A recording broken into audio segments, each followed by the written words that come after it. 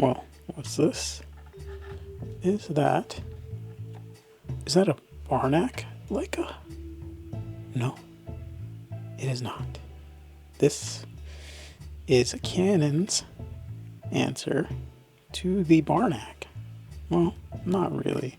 What it really is a secret Leica M3 with a pretty bad viewfinder.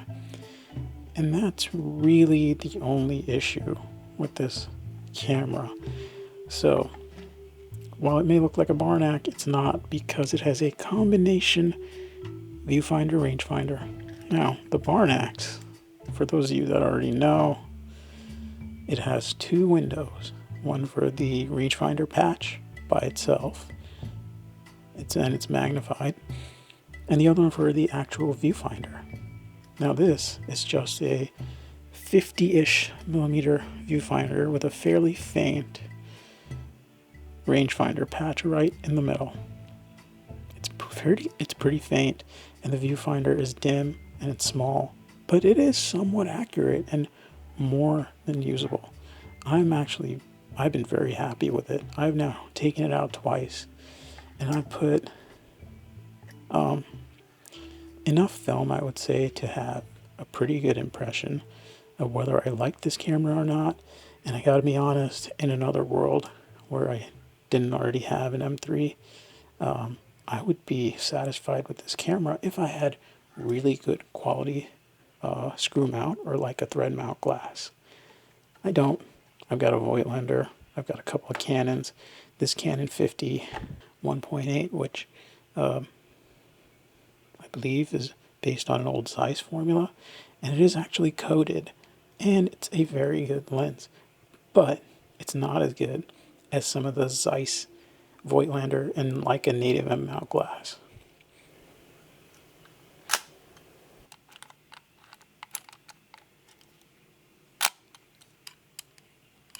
It also has a viewfinder magnifier to about 90 and 135. I could be wrong. That's what it feels like. Now, you slap a decent thread mount 50 on there, and you have the camera that can be your only camera pretty much forever. Every few years, just get a clean lubrication and adjustment, a CLA, and you'll be fine. And man, I just like the way it looks. I like the way it works. It's a little clunky. It takes a little bit longer sometimes, especially if you want to get to those slow speeds. You've got to wind the shutter.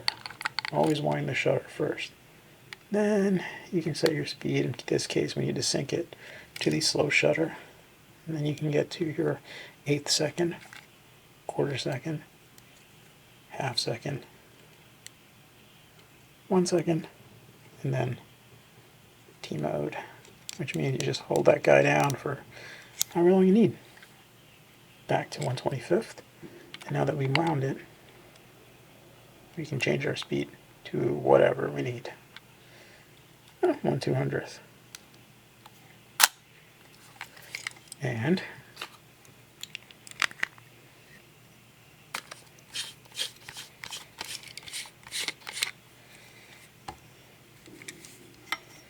there's the shutter. It's been patched a whole bunch.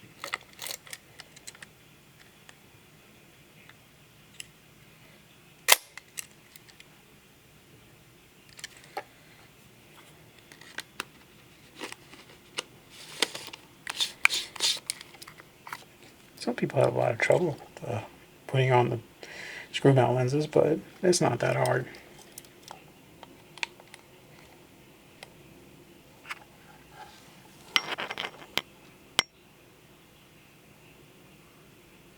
That is a tiny, tiny window, but it works.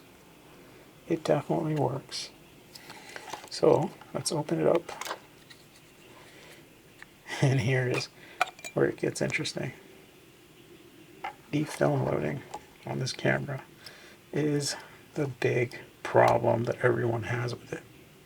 personally speaking, I've now loaded and unloaded this camera a number of times, and it really hasn't been that tough. I've actually started doing things like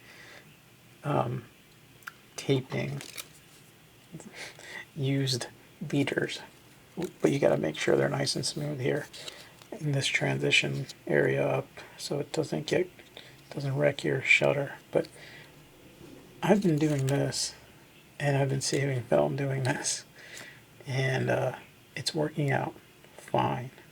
This is not that hard to load. You just got to prepare your film ahead of time, and you got to just be willing to put in the work for the love of it. And if you love shooting these cameras, then you don't need anyone to convince you in any type of video. Now, the way to do it is, what I've found is, you got to make sure. Oh, wait a second. Let's go back a little bit. Should we shoot some film I made? Well, bulk rolled. Agfo. That's a bit of a joke. Those who know. Which is just Kodak 250D. It's an ECM2 cine film. Vision 3, 5207. I didn't create anything. This is just rolled down from a 100-foot roll. But I had some fun making that label. And how about some bulk rolled HP5? I decided to call it Harmon Pro, but that's HP5. And what have I got in here? Oh yeah, I decided to make me some XX, and Agfo is a bit of a joke brand. Yeah, but I haven't cut these guys down with the proper leader. So what we're going to do is we're going to make sure that you want this right at the start of that first drum, or rather like the drum or the shutter, whatever. And then you want to make sure that you put it to where none of this, the full width of the film, is going past this first little bit of the actual mechanics of the camera, and then that curve comes up to help it pass over that shutter curtain, because it's a horizontally traveling shutter. That's what's really going to give you, or rather get caught up in the film. So then I'll just wind this to take up that slack. I found it to be really easy. You just get it in there. Yeah, drop it in. We're ready. Just gonna put that bottom part on. We're in. I'm shooting Orwo at 200, which is the last roll I had in here. I just left a little piece of tape as a reminder. And here's what we're gonna do. Advance our film once. You see how this guy's moving? Right there. Now it took up slack, it moved. Now if you want to make absolutely sure, and you're willing to waste a frame or two, what you do is you unscrew that lens. Alright? First thing we're going to do is we're going to take this, I'm going to wind the shutter. Alright? We're going to put our guy, then we're going to change the shutter speed. 25, that's for syncing with that lower speed. So I'm just going to put it at about half a second. Right? And what I'm going to do is I'm going to make sure I can see the film. Yep, that film's loaded. I wasted a frame. Now, before I advance it, I'm going to go ahead and put my lens on.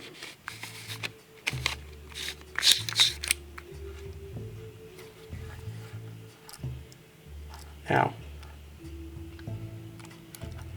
let's advance. Shoot it at 1/100th. And the next frame will be usable. And I'm going to go ahead and set my frames here. Let's see, 36. So probably got 3 extra usable frames in there, which is great. So I'll have about 39 frames. Yeah. What a just beautiful beautiful camera. It's just like a tiny M3. Yeah. From back when Leica made barn axe. Well, Leica made Leica competitors, and they were actually just really, really good. Man, I am happy.